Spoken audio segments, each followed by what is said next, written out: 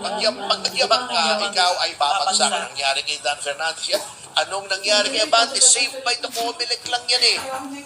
Kung hindi kayo ma-influensya sa Comelec, dahil ang Comelec ay pinamumunuhan ng dating abogado ng Pangulo at sumipsip kayo sa Pangulo, hindi ka naman magpaproklama, olats eh.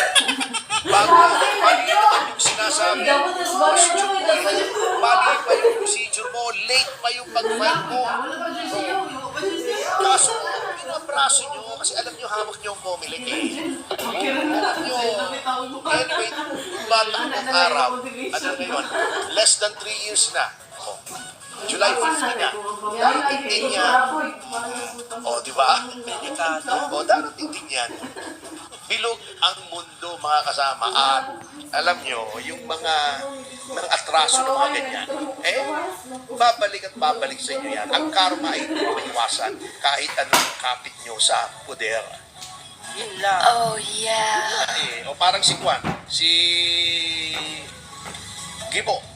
Si Gibo pala ay Maltese.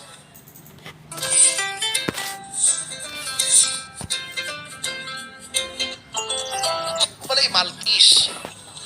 Hindi yung aso Hindi yung aso. Kasi meron pala siyang Maltese passport na booking. Ala. Kaya sabi, bakit daw siya ang defense chief? Sabi naman, in fairness kay Gibo, sabi naman niya, give up na niya yung kanyang passport noong 2022 nung siya ay tumakbo for senator. Recent lang yun 2022, at naniniwala naman tayo, hindi naman siguro magsisinungaling si Gibo. Pero ang ating problema, bakit siya in the first place may Maltese passport?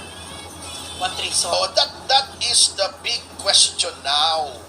Kasi pag ikaw ay Pilipino at ikaw ay may ibang pasaporte, ay teka muna, what does that say about your allegiance to our government and your patriotism? Di ba? Kahit pag-i-give up mo yun, ibig sabihin, for so long, gaano ka katagal mayroong Maltese passport? Gaano katagal dual citizen? Gaano katagal divided ang allegiance mo between the Philippines and Malta? At bakit Malta? Di ba? Sabi nila. Hindi, country yun, maliit na country yun. Di ba merong pelikula si Humphrey Bogart, yung Maltese Falcon. Meron ding Maltese na aso.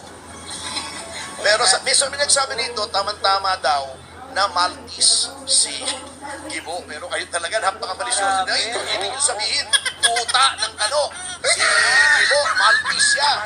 Kasi yung aso mo namatay, si Noynoy, Maltese yun eh.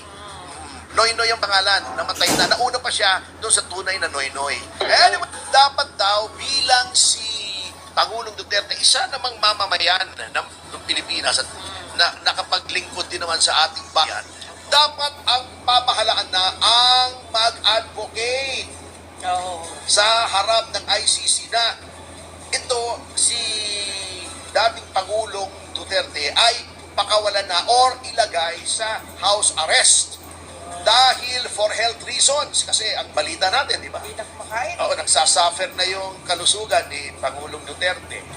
Wala naman daw risk na siya ay tumakas. Wala. Hindi naman masasira yung integrity nung hearing sa ICC. Yan.